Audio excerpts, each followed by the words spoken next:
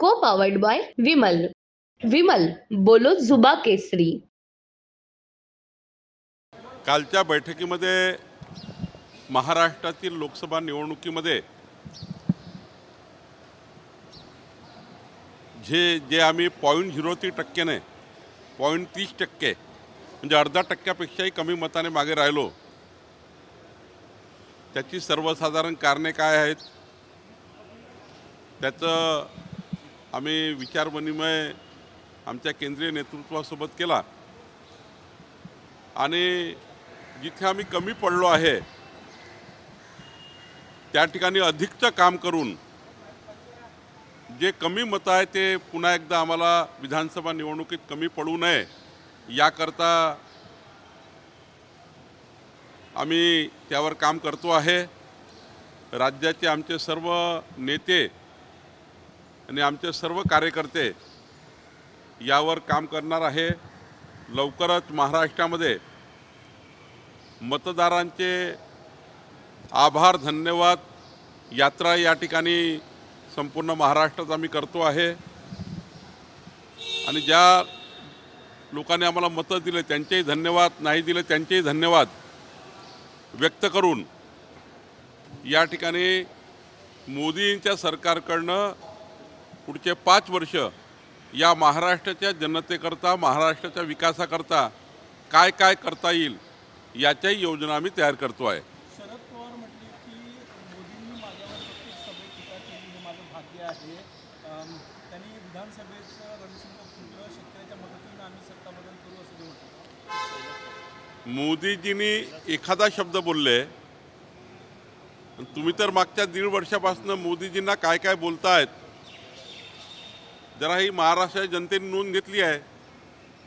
थोडे यशाने हुरळून निघाले आहे, पण मोदीजींना कुठल्या कुठल्या शब्दामध्ये खालच्या भाषेमध्ये टीका केल्या याची जरा अभ्यास शरद पवार साहेबांनी महाविकास आघाडीचा केला पाहिजे. अत्यंत तुच्छ पद्धतीने, गलिच्छ पद्धतीने मोदीजीवर व्यक्तिगत रूपाने टीका टिप्पणी महाविकास आघाडीच्या नेत्यांनी केली आहे. तेव्हा शरद पवार साहेब त्याचं आकलन केलं पाहिजे.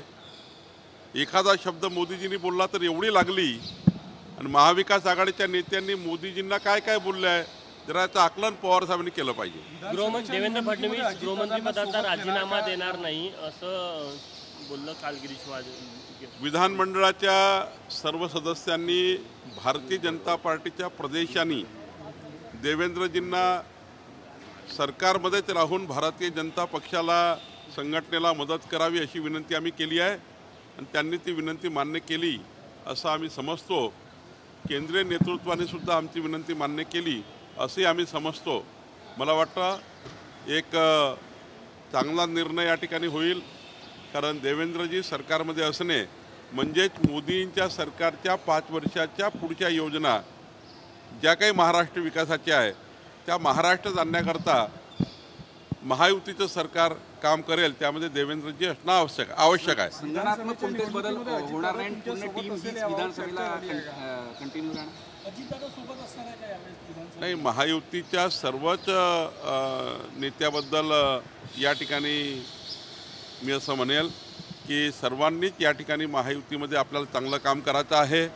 महायुतीच्या माध्यमातून पुढे जायचं आहे आणि महायुती ही पुढे नेण्याकरता आपल्या सर्वांना काम करायचं आहे. दादा गटाकडनं सांगितलं जातं की दादाला टार्गेट केलं तर आम्ही विधानसभेत वेगळा विचार करू. नाही, कोणी म्हटलं आणि कशाला म्हटलं? आमच्याकडनं असं कोणी बोलतही नाही, आमच्याकडनं कोणी असं प्रयत्नही करत नाही. ज्यांनी हा प्रयत्न केला त्यांना लखला, पण आमच्याकडनं अशी कुठली भूमिका नाही. छगन भुजबळ सध्या नाराज असून वेगळा पर्याय निवडण्याची देखील शक्यता असल्याचं बोलण्यात येतं. छगन भुजबळ सध्या नाराज आहे आणि वेगळा छगन भुजबळ साहेबांना विचारावं लागेल की त्यांची नाराजी काय आहे, त्यांच्या भूमिका काय आहे. त्यांच्या भूमिकेबद्दल मी माझं मत व्यक्त करणे योग्य होणार नाही. सर, कल दिल्ली में बैठक हुई है, क्या हुई है?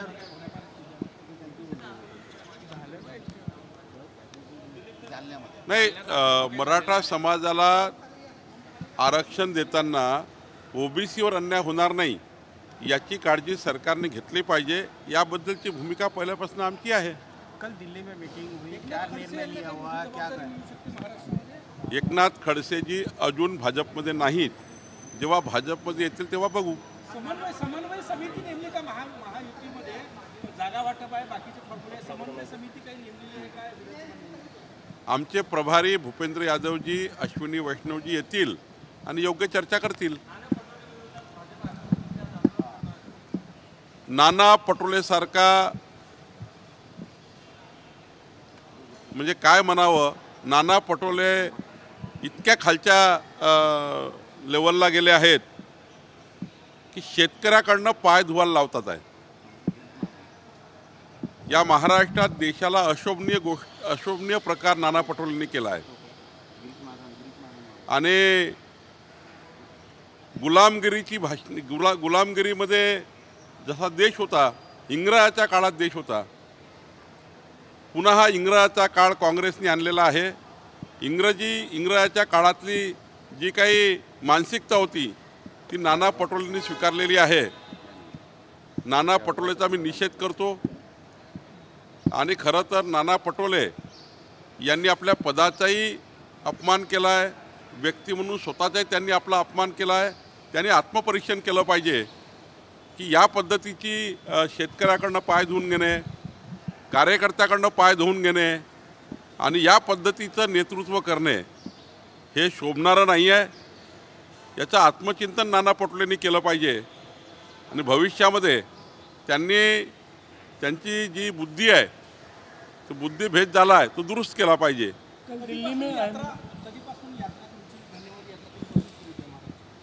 आम्ही या महिन्यामध्ये संपूर्ण योजना तयार करतो आहे आणि जुलैमध्ये संपूर्ण महाराष्ट्राच्या जिल्हा परिषदच्या मतदारसंघाप्रमाणे नगरपालिका महानगरपालिकेमध्ये आमचे जे खासदारकीचे उमेदवार होते ते सर्व उमेदवार आणि आमचे आमदार खासदार सर्व आमची संघटना हे जुलै महिन्यामध्ये धन्यवाद आभार दौरा आम्ही करणार आहोत आणि ज्या मतदाराकडे आम्ही मत मागायला गेलो त्या मतदाराकडे जाऊन मोदींच्या नवीन सरकारच्या योजनाही पोहोचवणार आहोत.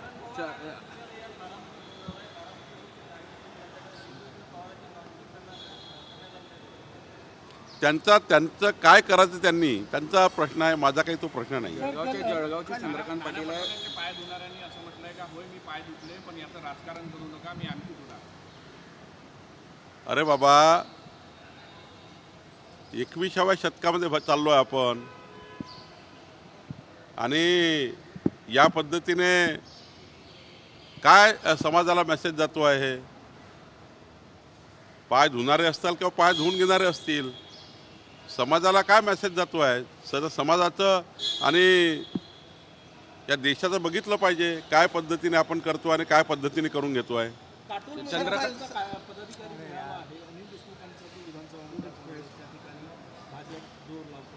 महाराष्ट्राच्या 288 विधानसभेमध्ये हा आम्ही प्रवास करतो आहे. आमचे 48 नेते महाराष्ट्राचे वेगवेगळ्या लोकसभेमध्ये जात आहे आणि पुन्हा एकदा लोकसभेमध्ये जिथे आम्ही कमी पडलो तिथे आम्ही आपलं संघटन पुन्हा वाढवून राज्य सरकार केंद्र सरकारच्या माध्यमातून जे काही सरकारची कामं आहेत ते पुन्हा पोहोचवू आणि विधानसभेमध्ये आम्ही त्या ठिकाणी तयारी करतो आहे. कल दिल्ली में जो बैठक हुई उसमें क्या निर्णय लिया गया? देवेंद्र फडणवीस ने इस्तीफे की भी मांग की थी, क्या हुआ? देखिए, कल की जो हमारी बैठक थी वो पार्टी की बैठक थी और उस बैठक में जो लोकसभा चुनाव हुआ उस चुनाव का आकलन जहाँ पर हमें महाविकास आघाड़ी और महायुति जो हमारी पार्टी है 0.3% वोट हमको कम मिले हैं. तो 0.3% वोट हमको जो कम मिले हैं वो कौन से एरिया से मिले उसका आकलन हमने किया. महायुति में फिर एक बार आगे का विधानसभा चुनाव कैसा लड़ाया जाए और इस प्रकार से सारे हमने आकलन किए हैं और केंद्र सरकार राज्य सरकार की योजनाएं फिर एक बार जनता में कैसे लेके जाए, धन्यवाद दौरा कैसा हो, मतदाताओं का आभार के बारे में क्या कैसी योजना बनेगी, ये सारी चर्चा हमने की है. हमारा ये संगठन की बैठक थी, पॉलिटिकल बैठक नहीं थी, लेकिन इस बैठक में हम निश्चित रूप से 0.3% वोटों से हम कम रहे, आधा % से भी वोटों से हम कम रहे वो हम दुरुस्त करने का प्रयास करेंगे। देवेंद्र फडणवीस के नेतृत्व में चुनाव लड़ा जाएगा, ये कहा गया, क्या वो सीएम के फेस होंगे?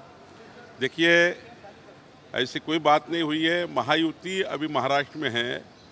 हमारे भारतीय जनता पार्टी के नेता देवेंद्र जी है, लेकिन जब सरकार महायुति की है तो महायुति में जो भी निर्णय होगा, हमारे केंद्रीय मंत्री भूपेंद्र यादव जी हमारे प्रभारी है, अश्विनी वैष्णव जी है, जो भी निर्णय आगे होंगे, लेकिन भारतीय जनता पार्टी के हमारे नेता देवेंद्र जी है, उनका नेतृत्व भारतीय जनता पार्टी को है। और साथ साथ में एकनाथ जी और अजित पवार जी सरकार में है तो निश्चित निर्णय करेंगे। आज मुख्यमंत्री पद का ये कोई दिन नहीं है। जैसे कांग्रेस और महाविकास आघाड़ी में 5 मुख्यमंत्री बन गए, नाना पटोले मुख्यमंत्री बन गए, सुप्रियाताई मुख्यमंत्री बन गए, रोहित पवार मुख्यमंत्री बन गए, वडेट्टीवार मुख्यमंत्री बन गए, और साथ साथ में उद्धव ठाकरे और आदित्य ठाकरे बन गए। 6 लोगों को तो बैनर लग गए। हमारे में ऐसी कोई बात नहीं है। हम लोग महाराष्ट्र के लिए काम करना चाहते हैं। कौन मुख्यमंत्री बनेगा इसके बजाय 14 करोड़ जनता के विकास के लिए क्या किया जाएगा, ये महत्वपूर्ण है। धन्यवाद यात्रा भी निकाल रहे हैं आप लोग, धन्यवाद यात्रा भी निकाल रहे हैं। हाँ, धन्यवाद यात्रा भी निकाल रहे हैं। हम जिन मतदाताओं ने हमें वोट दिया उसका भी धन्यवाद, नहीं दिया उसका भी धन्यवाद। और हमें ये जनता को बताना है कि जिन्होंने वोट नहीं दिया उनको भी कहेंगे कि मोदी जी की सरकार बन गई है।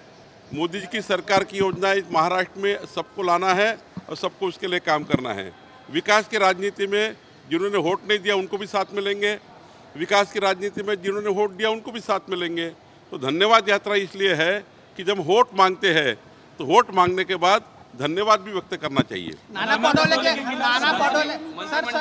पटोले के पैर धोए गए, क्या कहोगे इसके ऊपर? मुख्यमंत्री पदासाठी मुख्यमंत्री महाराष्ट्रामध्ये महायुतीमध्ये महाराष्ट्रामध्ये एकनाथजी मुख्यमंत्री आहे, सरकार आहे, अजितदादा देवेंद्रजी आहे। महायुतीचे मुख्यमंत्री कोण असेल यावर कुठलीही चर्चा आज नाही, परंतु देवेंद्रजी महाराष्ट्राचे आमचे भाजपाचे नेते आहेत। भारतीय जनता पार्टीला देवेंद्रजीचे नेतृत्व आहे। आज काही मुख्यमंत्री पदाची चर्चा करण्याची गरज नाही आहे। आमचे केंद्रीय नेतृत्व असेल, आमचे प्रभारी असेल, भूपेंद्रजी आहेत, आमचे अश्विनी वैष्णवजी आहेत, आमचे महायुतीचे नेते आहेत एकनाथजी वगैरे, सर्व बसतील निर्णय करतील। महाराष्ट्रामध्ये मुख्यमंत्री कोण असण्यापेक्षा महाराष्ट्राच्या 14 कोटी जनतेच्या विकासाकरता काय केलं जाईल याकरता काम करण्याची गरज आहे। राहिला प्रश्न महाविकास आघाडीचा, महाविकास आघाडीमध्ये 5 मुख्यमंत्री 3 दिवसात तयार झाले आहे। त्यांचे बोर्ड लागतात आहे, काही आता वारीमध्ये बोर्ड लागलेले आहेत, पंढरपूरच्या वारीत बोर्ड लागलेले आहेत, नाना पटोले मुख्यमंत्री झाले आहेत, तिकडे वारीच्या बोर्ड लावून सुप्रियाताई मुख्यमंत्री आहेत, रोहित पवार मुख्यमंत्री झाले आहेत, तिकडे महाविकास आघाडीमध्ये उद्धव ठाकरे आणि आदित्य ठाकरेला स्वप्न पडतात आहे, आणि काही तर अजून मुख्यमंत्री झाले आहेत। त्यामुळं एक 10-12 मुख्यमंत्र्यांची यादी, त्यांना महाराष्ट्राच्या 14 कोटी जनतेचं काहीच नाही आहे, त्यांना विकास हा दिसत नाही। सकाळी झोपून उठल्यावर टीका करणे आणि झोपटपण टीका करणे एवढंच काम बाकी आहे। पण महायुती ही विकासाच्या कामावर मत मागणार आहे, महायुती विकासाचा अजेंडा तयार करणार आहे, आणि महाविकास आघाडी हे खोटं बोलून मत मागणार आहे। जसं लोकसभेमध्ये महिलांना महाविकास आघाडीच्या नेत्यांनी आमचा खासदार निवडून द्या आणि खटाखट 8,500 रुपये महिन्याचे घ्या, खटाखट 8,500 रुपये घ्या, प्रत्येक महिन्याच्या 30 तारखेला महिलांना 8,500 रुपये राहुल गांधी देणार होते। आता कुठे आहे राहुल गांधी? आता कुठे गेले? जनतेला खोटं बोलून मत घेतले, महिलांचं मतं खोटं बोलून घेतले, आणि या पद्धतीने महाराष्ट्रामध्ये आणि देशामध्ये खोटा प्रचार केला। संविधान बदलणार आहे मोदीजी असा प्रचार केला, खोटा प्रचार केला। आदिवासीला सांगितलं तुमचे हक्क काढणार आहेत, आणि त्यामुळं अशा खोटारड्या लोकांना महाराष्ट्र माफ करणार नाही। जे लोकसभेमध्ये जनतेने कन्फ्यूज होऊन मतं दिले, आम्ही जनतेला कन्व्हिन्स करू आणि पुन्हा जनता महायुतीला मतदान करेल अशी मला विश्वास आहे। नाना पटोले के पैर धोए गए, एक फार्मर के पैर धोया गया, क्या कहोगे? बहुत निर्लज्ज घटना है। नाना पटोले ने इसका उनका बुद्धिभेद हुआ है। अंग्रेज के कार्यकाल में ऐसे लोग रहते थे, जब अंग्रेज का ज़माना था और गुलामगिरी की भाषा थी। गुलामी का फिर एक बार नया चेहरा नाना पटोले है। इन्होंने फिर वो दिन लाने का प्रयास कर रहे हैं। कार्यकर्ताओं के हाथ से पाँव धो लेना, किसानों के हाथ से पाँव धोना, ये अच्छा नहीं है। ये व्यक्तिगत रूप से वो कितना वो उससे समाधानी मुझे नहीं मालूम, लेकिन सामाजिक तौर पर महाराष्ट्र की जो परंपरा है इसके तौर पर नाना पटोले जी ने किया हुआ कर्तृत्व गलत है। को पावर्ड बाय विमल। विमल बोलो जुबा केसरी।